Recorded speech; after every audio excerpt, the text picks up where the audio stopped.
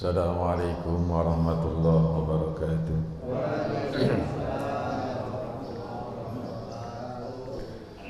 Bismillahirrahmanirrahim. Alhamdulillah. Salatu wassalamu ala Rasulillah. La haula wala quwata illa billah. Amma ba'du. Jajaran DKI Masjid Al-Hikmah, para asatidz, para guru, para orang tua, bapak-bapak haji, ibu hajah, jamaah salat subuh yang insyaallah diberkahi oleh Allah Subhanahu wa taala. Alhamdulillah, pada kesempatan pagi hari ini kembali kita dapat bersilaturahim dalam rangka menunaikan ibadah salat subuh berjamaah. Mudah-mudahan segala amalan ibadah kita diterima oleh Allah Subhanahu wa taala. Salawat beserta salam mudah-mudahan senantiasa tersampaikan kepada Nabi akhir zaman, Rasul pilihan, yaitu Nabi kita Muhammad sallallahu alaihi wasallam, dan atas keluarganya, sahabatnya. Mudah-mudahan kita sebagai umatnya mendapatkan syafaatnya dunia dan akhirat. Para jamaah sekalian yang dimuliakan oleh Allah Subhanahu wa taala, melanjutkan kajian kita surat Al-Fajr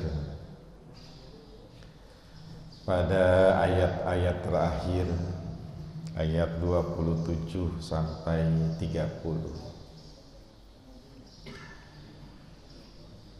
Ya ayyatuhan nafsul mutmainnah, irji'i ila rabbiki radiyatan mardiyah, fadkhuli fi ibadi wadkhuli jannati. Surat Al-Fajr diawali dengan sumpah Allah mengenai fajar. Fajar itu awal kehidupan, cerah, cahayanya tidak menyilaukan tapi terang. Menurut ulama itulah gambaran surga nanti. Cahaya di surga tidak panas, tidak menyilaukan tapi cerah. Sebagaimana kita menatap pagi hari dengan cahaya yang cerah. Akhirnya di ujung ayat, di ujung surat, Allah kembali mempertemukan dua maksudnya. Cahaya fajar awal kehidupan. Awal kehidupan di surga juga akan dihuni oleh hamba Allah. Ya ayyatuhan nafsul mutmainnah. Yang dipanggil oleh Allah adalah nafsu, jiwa, bukan badan. Wahai jiwa yang tenang, mutmainnah. Mutmainnah itu tenang, nyaman, ngeunah, merenah, kata orang Sunda. Geunah, menah, merenah. Bapak kalau megang duit 100 juta, istri cantik, anak soleh-solehah, rumah bagus, kendaraan mewah, semua terpenuhi, itu namanya mutmainnah. Enggak punya pikiran.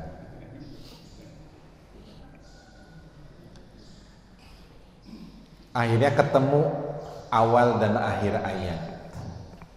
Ini kalau dalam bahasa tafsir namanya munasabah. Munasabah itu ada kesesuaian antara awal dengan akhir. Allah Subhanahu wa taala selalu mempertemukan itu.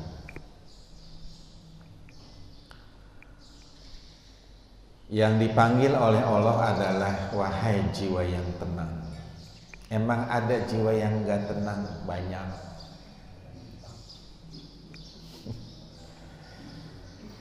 Kalau bahasanya nafsu itu berarti merujuk kepada ruh, sukma. bukan badan. Karena badan hanya sekedar rangka dan bungkus.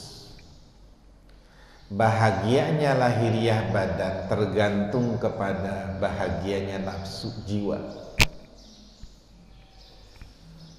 Biar badan kita sakit, badan nih sakit, tapi jiwa kita nyaman, tenang, nggak masalah buat kita.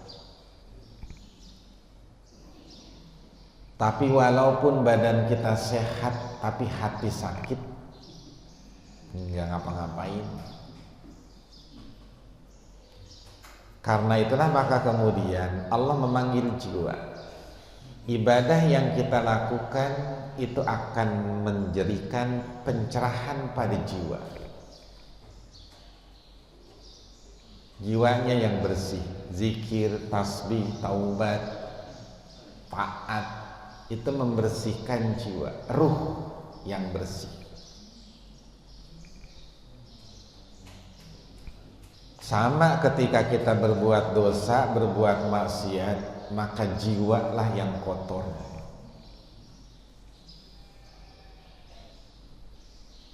Orang kafir nanti di akhirat itu karena di dunia mata hatinya buta, maka dibalik oleh Allah. Akhirat itu nanti balikan dunia. Lahiriah jadi batin, batin jadi lahiriah. Itu akhirat nanti.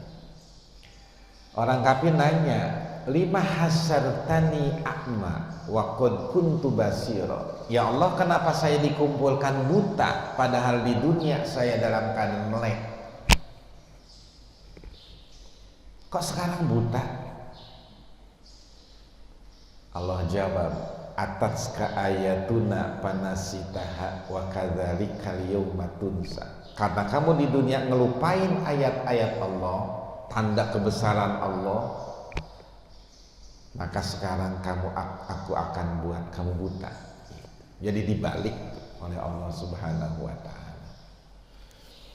Maka bagi kita merawat lahiriah ini lebih mudah daripada merawat batiniah kita. Merawat lahiriah, kita mandiin, kita pakein bedak, kita pakein, udah selesai. Nanti juga seiring dengan waktu akan peot sendiri. Tapi jiwa yang tenang, dia selalu muda. Maka Nabi bilang, yahrumu ibnu Adam wa yabqa isnani. Boleh tua manusia, tapi dua nggak bakal tua. Orangnya boleh tua, tapi dua nih nggak bakal tua. Al-hirsu wal amal, kepengenan dan angan-angan, itu nggak bakal tua. Biar udah tua nih, udah pada peot, tetap aja ngelihat perempuan cakep mah. Cuman sayang udah tua. Cita-cita banyak, pengen beli ini, pengen punya ini, pengen rumah begini, pengen cucu begini, semua angan-angan tuh nggak bakal tua itu. Sampai kapan juga. Cuma sayang casingnya udah pada dol.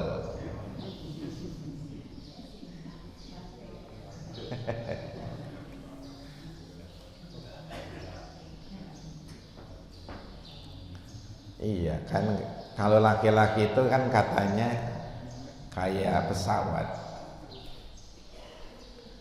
Umur 30, 35 kayak pesawat tempur, ngelihat sasaran langsung tembak. Umur 40, 50 kayak pesawat pengintai, diintai dulu baru ditembak. Umur 60, 70 kayak pesawat helikopter, muter-muter doang, gak ada tembaknya, pelurunya habis.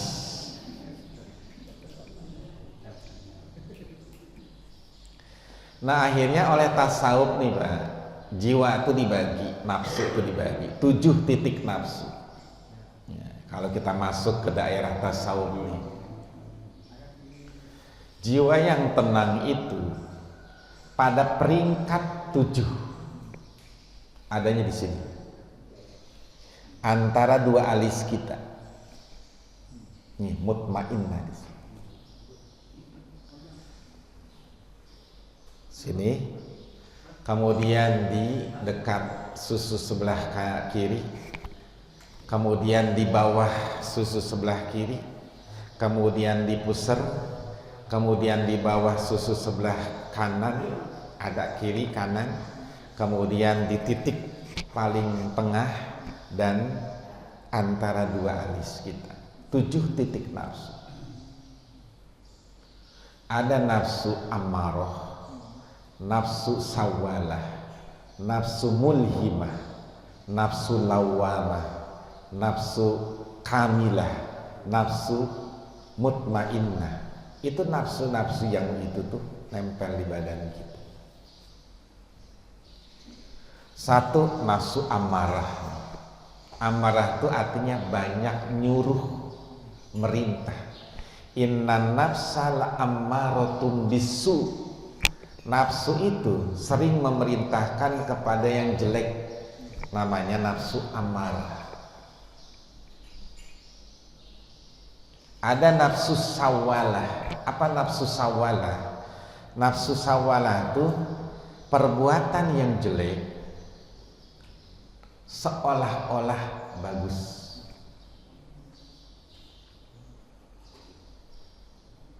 Kita kadang karena nafsu kita, sesuatu yang jelek tuh kadang-kadang bagus. Sawalah. Bal sawwalat lakum anfusukum amron fasabrun jamil, dalam surat Yusuf. Tetapi menghiasi kepada kalian jiwa kalian sendiri. Ceritanya ketika Nabi Yusuf dicemplung ke dalam sumur itu, mereka mandang nih saudara-saudaranya, ini jalan terbaik untuk mendapatkan kasih sayang ayahnya Nabi Yakub. Karena selama ini Nabi Yusuf lah yang sering disayang sama ayahnya, cemburu yang 9. Akhirnya apa? Dicemplungin Nabi Yusuf ke dalam sumur, mereka menganggap itu jalan terbaik. Padahal jelek. Sawalat lakum anfusukum, dihiasi seolah-olah itu bagus.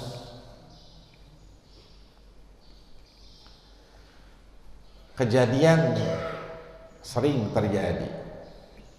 Ibu bunuh anak-anaknya, dia gantung diri.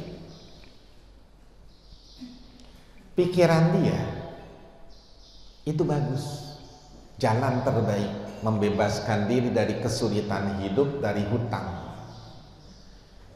Tapi itu dihiasi oleh setan seolah-olah itu jalan terbaik. Kalau mati urusan selesai. Padahal orang mati urusan baru mulai. Kita nih mati urusan baru mulai, bukan selesai. Jangan dikira setelah mati urusan beres, justru banyak urusan. Mati itu udah nyusahin orang, nyusahin duit orang. Nanti di akhirat malaikat nungguin, urusan makin banyak. Itu namanya sawalah. Ada lagi nafsu lawamah. Apa nafsu lawamah? Yaitu nafsu yang sering mencela perbuatan kita. Bapak sholat nih, begitu harus selesai sholat, tadi kayaknya sholat kagak khusyuk bener. Tadi kayaknya sholatnya kagak bener. Itu lawamah, mencelak-celak perbuatan kita. Ya sedekah tadi aturan mah enggak. Itu lawamah namanya. Jiwa yang terkungkung oleh kebodohan, kurang ilmu, sehingga akhirnya kebaikan sekecil apapun sebenarnya itu Allah yang ngasih. Jangan disesali. Introspeksi boleh, evaluasi boleh, tapi jangan menyalahkan kebaikan yang pernah kita lakukan. Itu anugerah dari Allah. Andaikan jika kita dikasih sujud sekali saja, itu adalah merupakan rahmat dari Allah. Syukuri. Jangan perbuatan baik yang pernah kita lakukan kita cela, kita sesali. Jangan, biar itu kebaikan dari Allah. Kenapa? Karena setiap kebaikan yang kita lakukan selalu ada pemberian Allah. Nah, nafsu itu. Akhirnya apa? Akhirnya kita selalu memandang jelek, merasa tidak sempurna. Ya, ibadah itu kan tidak selalu harus sempurna. Ibadah itu ada ideal, ada tidak ideal. Ada ideal, tidak ideal. Selalu ibadah begitu. Tapi bukan berarti Allah nggak terima. Kadang Allah tetap terima pada saat kita ibadah tidak ideal. Zikir, pikiran kemana-mana, ngerasa ya Allah zikir kok sebegini amat. Jangan begitu, jalanin aja. Siapa tahu tetap begitu Allah tetap terima kok.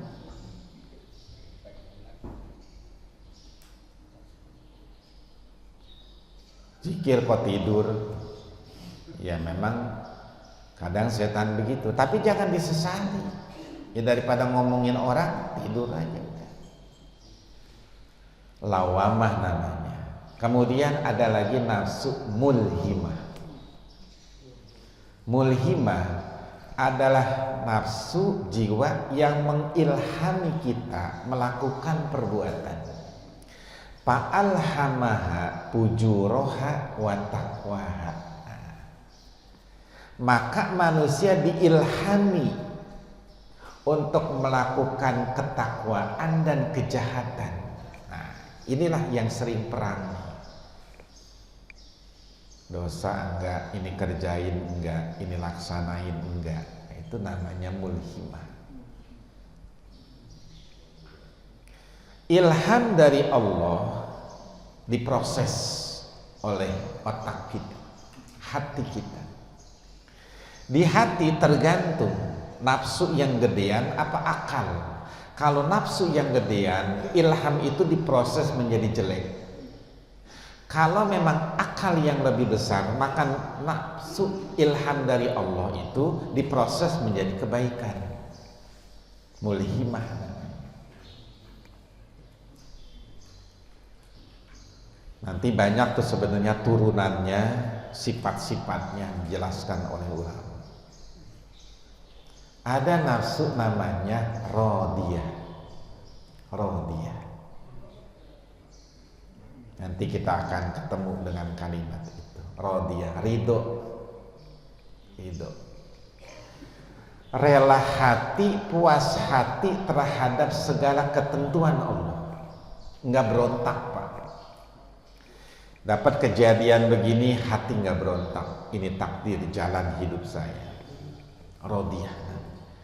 Banyak orang ibadah, banyak orang zikir, banyak orang baca Quran, banyak orang tahajud, tapi hatinya masih berontak terhadap ketentuan Allah. Ya Allah kenapa begini?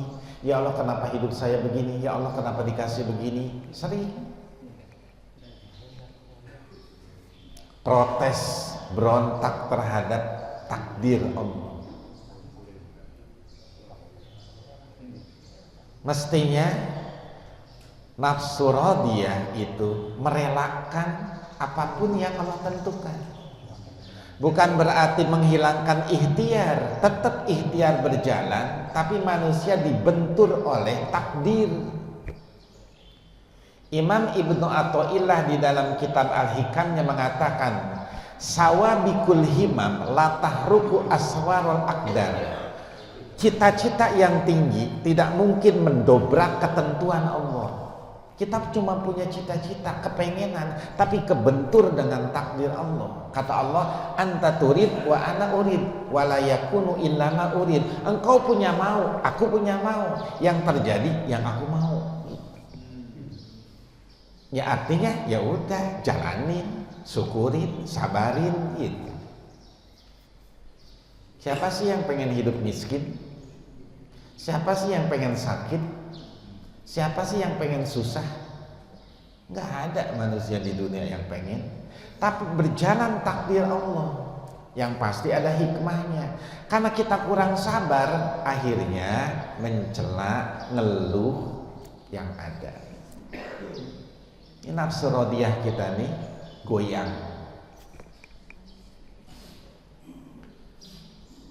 Kalau lagi dapat seneng, hati ridho. Kalau lagi susah, ngeluh. Ya begitu jadinya. Akhirnya imannya turun. Tergantung rupiah. Iman tergantung rupiah.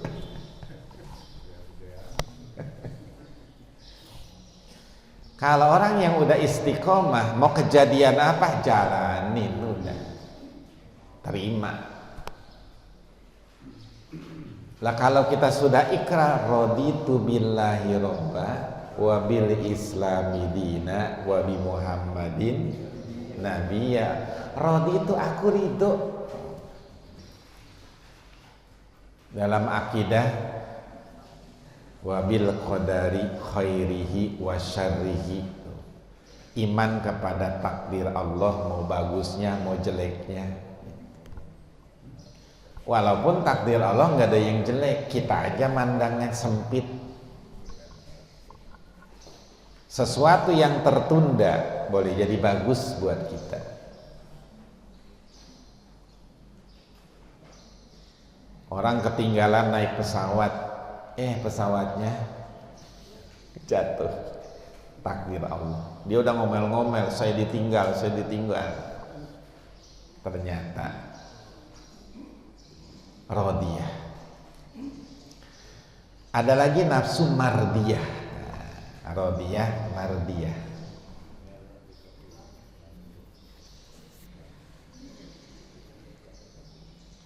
Nafsu mardiyah adalah nafsu yang sudah dapat ridho Allah. Udah dapat ridho Allah. Sehingga hidupnya tuh selalu optimis, istiqomah, ikhlas, ridho. Kenapa? Karena diridhoi oleh Allah. Bagi kita, kalimat itu akan kita temukan nanti di surga. Begitu manusia masuk ke dalam surga, ahli surga masuk ke dalam surga, kemudian kata Allah, apakah kalian ridho dengan pemberianku surga? Ada yang kurang? Enggak ya Allah, cukup. Akhirnya kata Allah, aku ridho dan tidak akan benci selama-lamanya. Kalimat itu yang paling kita tunggu. Kenapa? Karena kita di dunia kita belain itu yang kita cari. Kita ngaji pengen dapat ridha Allah, kita ibadah pengen dapat ridha Allah. Cuman begitu kan?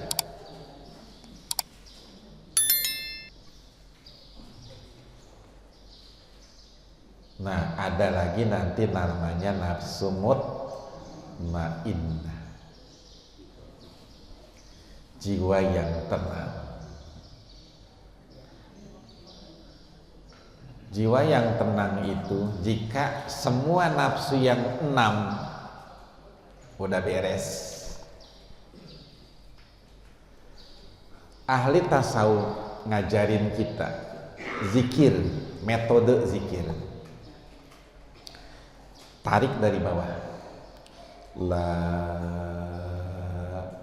kemari ke kiri, ilaha illallah. Illallahnya masukin di bawah tetes sebelah kiri itu mulut hati.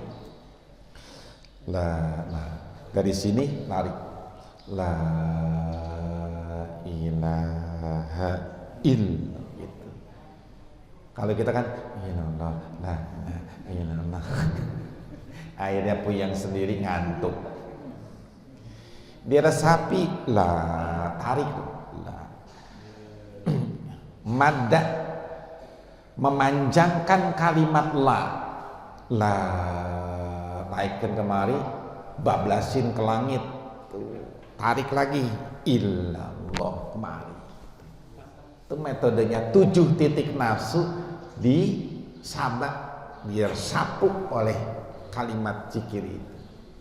Sehingga akhirnya 7-7-nya itu nanti kalau sudah sempurna, kamilah namanya, dia akan tunduk. Makanya ada istilah apa? Belah diri, membelah diri.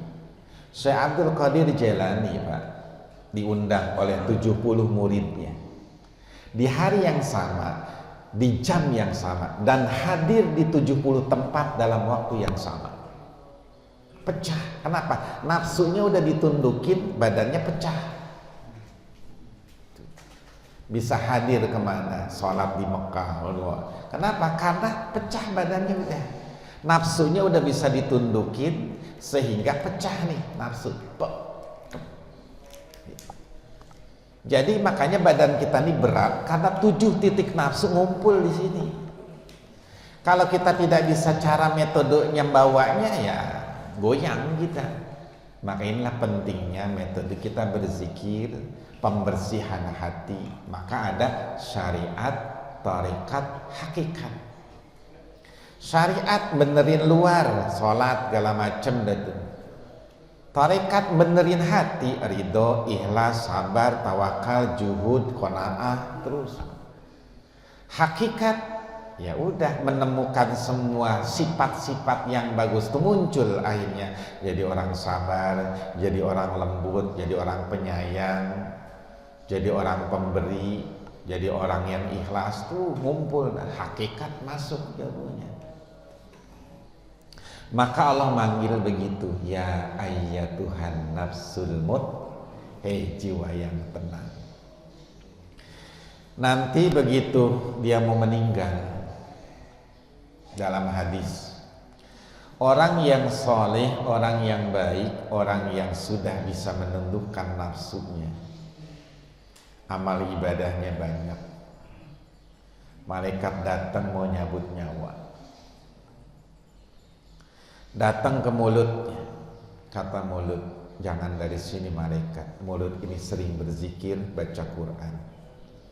Pindah malaikat ke telinga, jangan dari sini malaikat. Ini telinga sering mendengarkan kebaikan. Pindah ke mata, kata mata, jangan dari sini. Mata ini sering memandang ciptaan Allah dengan tafakkur. Dari tangan, jangan dari sini. Tangan ini suka berinfak dan bersedekah.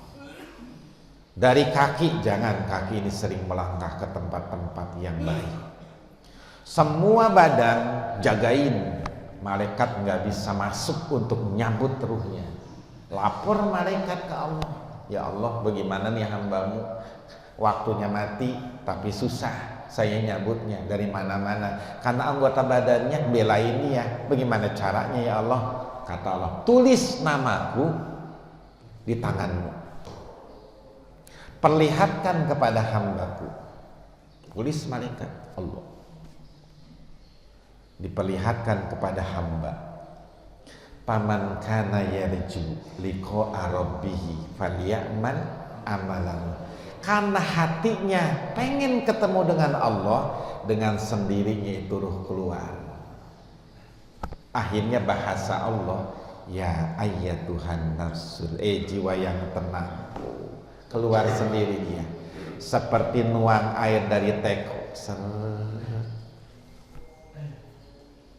Gambarkan orang-orang yang nafsunya nggak bisa ditundukin, kotor.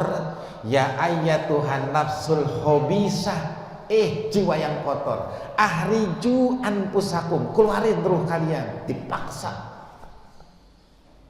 suruh dikeluarkan karena ruhnya nggak mau keluar, takut.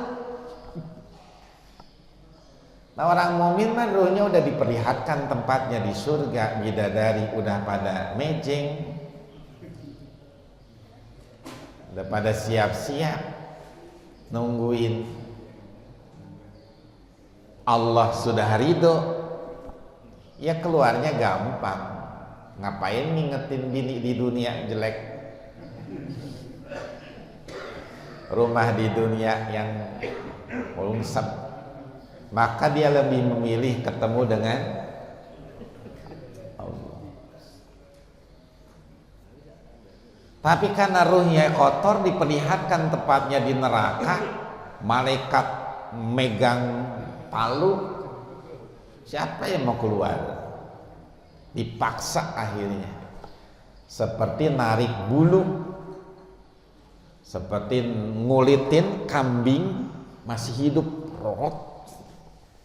Nah inilah makanya kita sering minta kepada Allah, Allahumma hawwin alaina bi sakaratil, ya Allah mudahkan sakaratnya.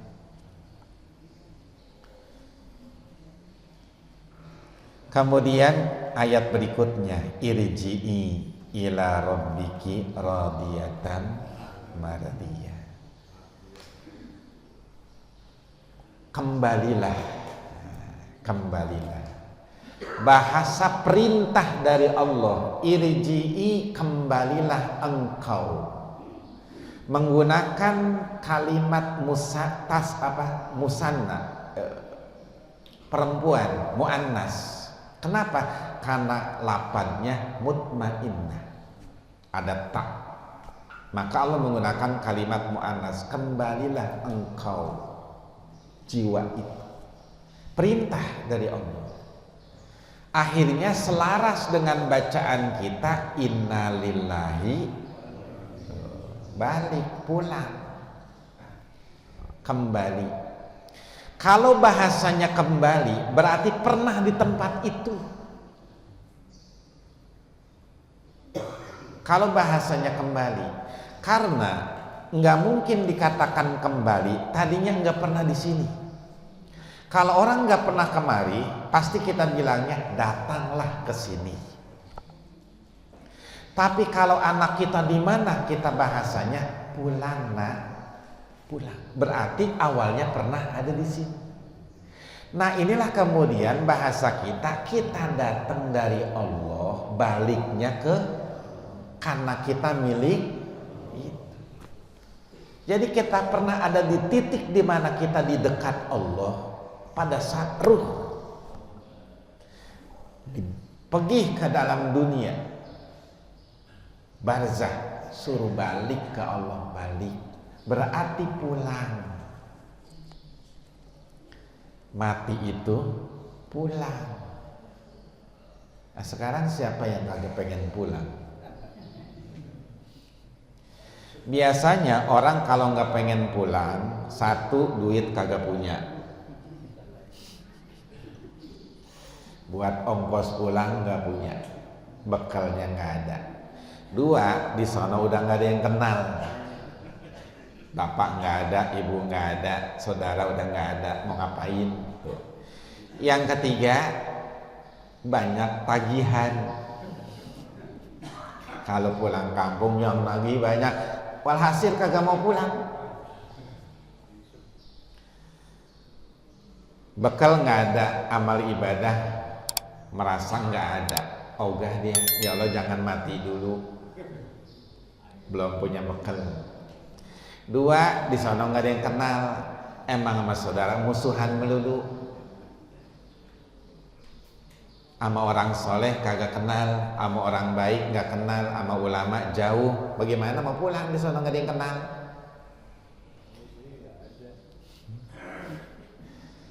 Kemudian banyak tagihan, apa? Banyak dosa, sering fitnah, sering nyakitin orang, akhirnya apa? Di sana pada nagih di akhirat. Kan ribet. Tapi kalau bekalnya banyak, pulang, oke, pulang. Kapan? Karena bekalnya banyak. Belum di kantong, di ATM, di mobil, diikat segala macam, pulang.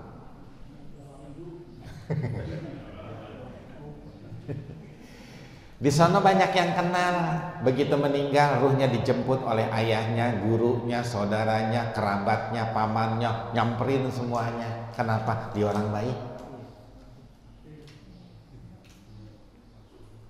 Tiga, nggak ada tagihan, nggak ada dosa sama orang, udah minta maaf segala macam, beres urusan tuh. Akhirnya apa? Pulangnya enak. Maka Allah nyuruh begitu. Jadi jangan anggap bahwa Nabi Adam dari surga salah akhirnya kita di dunia. Justru dunia ini adalah cara pembersihan agar balik lagi ke surga itu. Akhirnya Nabi Adam diproses oleh Allah, skenario Allah ke dunia dulu.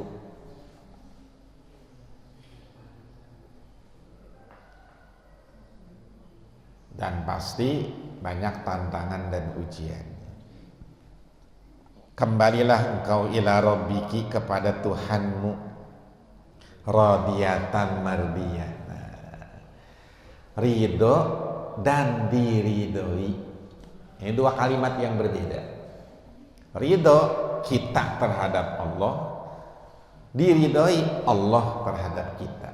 Dalam surat Lam Yakunil itu, radhiyallahu anhum wa radu anhu zalika liman khasya rabbah.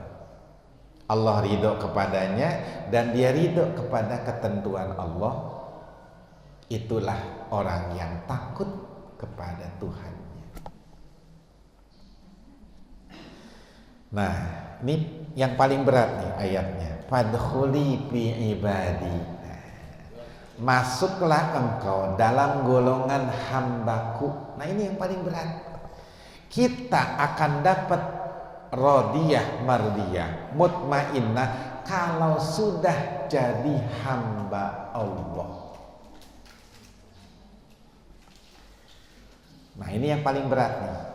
Pengen hidup kita mutmainnah, masuklah dalam golongan hamba Allah. Mana hamba Allah? Allah jelaskan dalam surat Al-Furqan. Wa ibadur rahmanil ladzina yamshuna 'alal ardi hauna wa idza khatabahumul jahiluna qalu salama. Panjang nih ceritanya. Kalau ada nyebutin apa? Tentang hamba Allah. Ya, pertama, ibadi. Siapa hamba Allah? Kita harus masuk dalam hamba Allah. Surat Al-Furqan ayat 63. Wa ibadur rahman, hamba-hamba Allah, alladzina yamsuna fil ardi hauna. Satu sifatnya nih, orang yang berjalan di muka bumi dengan tenang. Yamsun berjalan, fil ardi di hauna dengan mudah, gampang, tenang. Artinya ketika dia berjalan, dia tahu hak jalanan. Apa hak jalanan? Satu, menundukkan pandangan. Yang kedua, tidak boleh menghalangi jalan orang. Kita kan kalau jalan, kadang isi rumah orang tahu kita. Kebetulan pintunya lagi dibuka. Ngelihat. Kan kita kadang serba salah, dulu nunduk terus, dikatain nutur apa bang?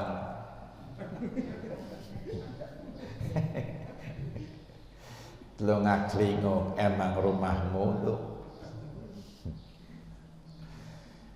Yamsuna fil ardi hauna, berjalan di muka bumi dengan tenang, tidak membuat kerusakan.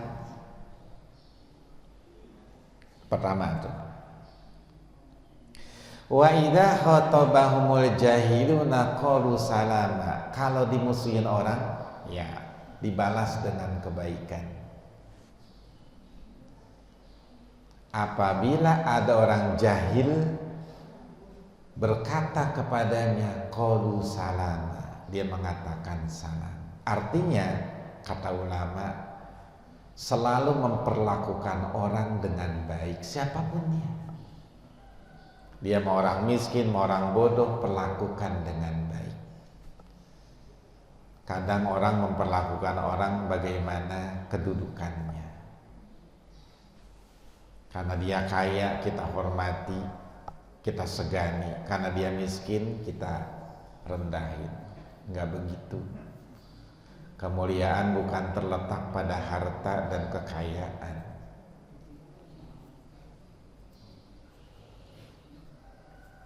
Nabi itu kalau ada sahabatnya yang miskin, dia pasang sorbannya, suruh orang itu duduk di atas sorbannya. Semenjak turun surat Abasa, Abdullah bin Umi Maktum yang menjadi lantaran Nabi ditegur oleh Allah. Abasa wa tawalla an ja'ahul a'ma. Karena datang orang buta, Nabi sedang ngobrol sama penggede musyrikin.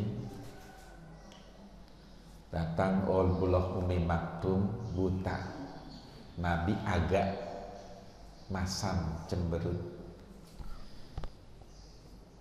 ditegur sama Allah. Akhirnya setiap lagi Abdullah Umi Maktum datang, Nabi selalu gelar sorbannya, marhaban biman atabani robbi. Selamat datang orang yang menyebabkan aku ditegur oleh Tuhanku. Sorban. Orang buta miskin, Abdullah Umi Maktum. Jadi selalu berperilaku baik.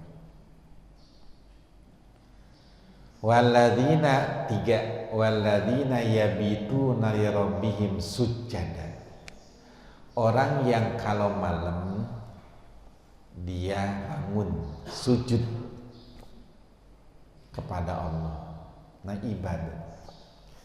Apakah kita sudah masuk dalam golongan itu? Yabitun, bermalam, sujadan, sujud. Kita nyungsep.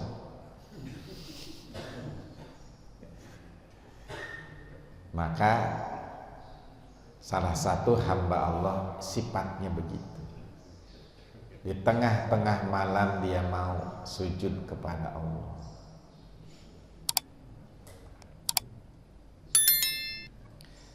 Sujadan wa qiyaman, sujud dan berdiri. Siti Aisyah ditanya bagaimana sifatnya sholat Nabi. Kata Aisyah, jangan tanya sepanjang dan selama apa sholatnya Rasul. Nabi sholat malam, Aisyah tidur.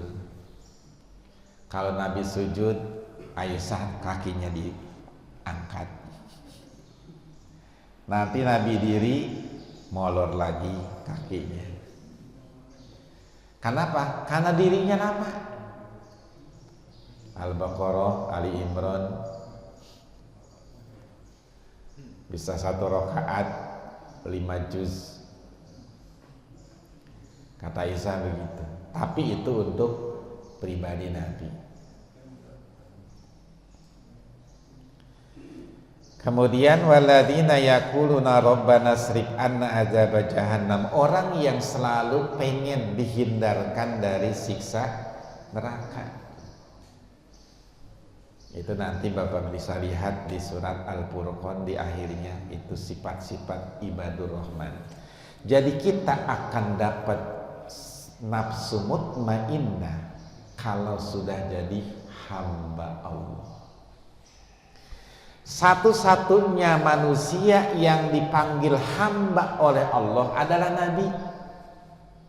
Subhanalladzi asra bi abdihi. Tuh.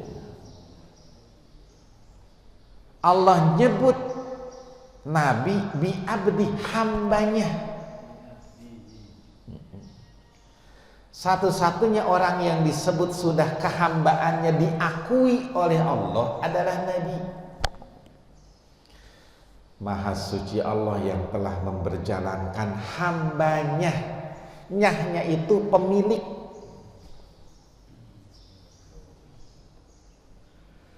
Kita belum, baru ngaku. Ya Allah, hambamu, hamba rupiah kali. hamba setan kali. Kita baru ngaku hamba. Tapi hamba Allah yang diakui baru Nabi. Nah, kalau kita pengen supaya kita mendapatkan irji'i radiyah madiyah, padkhuli fi ibadi, masuk dalam golongan hambaku. Yang tadi adalah sifat-sifatnya. Kemudian terakhir wadkhuli jannati, masuklah ke dalam surga. Nah, perjalanan radiyah madiyah baru surga, apa maksudnya? Bahwa orang yang masuk surga adalah orang-orang yang telah mendapatkan ridho Allah. Nggak mungkin dia masuk surga kalau nggak dapat ridho Allah. Itu yang kita cari dulu. Maka ibadah selayaknya, tidak usah nyari pahala, tidak usah pengen surga, cari dulu ridho Allah. Itu layaknya. Kalau nyari pahala otomatis udah ada. Nyari surga emang mau kemana lagi? Tempatnya cuma 2 di akhirat nanti. Kalau nggak ke surga kan neraka. Apa yang kita cari? Ridho Allah. Mana ridho Allah kita dapatkan? Ya menjalanin perintah Allah, ninggalin larangan. Itu paling juga meridhoi apa yang sudah ditentukan oleh Allah. Hati enggak berontak, hati enggak protes, udah jalanin. Memang ini ketentuan Allah. Ikhtiar boleh, usaha boleh, tapi tawakal sama Allah. Sakit iya, perih iya, tapi itu ada ganjarannya di sisi Allah. Kalau salah ya taubat, ya istighfar, benar ya syukur, itu aja udah. Maka baru akan masuk padkhuli jannati, masuk ke dalam surgaku bersama hamba-hamba Allah. Sehingga Nabi bilang, umatku itu penghuni terbesar, mayoritas di surga. Harta nggak kayak manusia dulu. Orang dulu Pak kayaknya nggak kayak sekarang. Dulu mah kaya bener-bener kaya, emasnya banyak bener tuh. Lah sekarang mah paling anting, gelang, yang kalau musim sekolah digadein.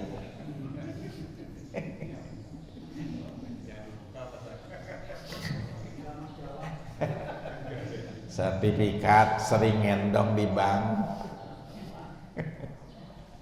SK. Ya. Mana ada orang dulu ngadain SK, mana ada orang dulu. Tanah udah tinggal segitu doang depan pintu. Latar belakang kagak punya karena latar orang belakang kita. Kata umat Nabi umatnya begitu tuh nanti akhir zaman.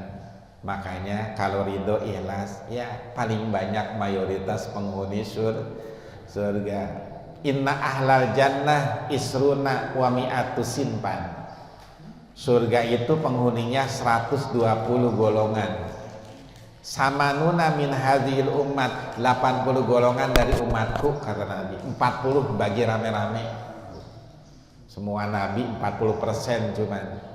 Nabi 80%. Makanya optimis masuk, tapi harus jadi ibadi, harus jadi hamba, itu baru kita. Maka mudah-mudahan kita dijadikan hamba Allah, mudah-mudahan dosa kita diampuni, kesalahan kita dimaafkan, dan kita dijadikan orang yang mutmainnah dunia dan akhirat. Demikian, kurang lebihnya mohon maaf. Subhanakallahumma wa bihamdika asyhadu an la ilaha illa anta astaghfiruka wa atubu ilaik. Al-Fatihah.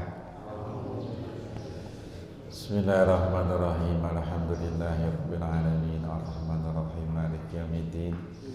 Iyyaka na'budu wa iyyaka nasta'in. Ihdinas siratal mustaqim. Siratal ladzina an'amta 'alaihim ghairil maghdubi 'alaihim wa'afwan ya karim. Allah bihaqqil fatihatil mu'azzamah wa sab'il masani an taftahana bi kulli khair wa an tatafaddala alaina bi kulli khair wa an taj'alana min ahlil khair وأن تعاملنا معاملتك لأهل الخير وأن تحفظنا في أدياننا وأبداننا وأنفسنا وأهلنا وأموالنا وأولادنا وأصحابنا وأحبابنا من كل مهنة وفتنة وبؤس وضير إنك ولي كل خير متفضل بكل خير ومؤتي لكل خير يا أرحم الراحمين ويا دافع البلاء يا الله يا دافع البلاء يا رحمن ويا دافع البلاء يا رحيم في الدين والدنيا والآخرة دوام فيها سبحانك اللهم وتحية فيها سلام وآخر دعوانا الحمد لله. السلام عليكم ورحمة الله وبركاته.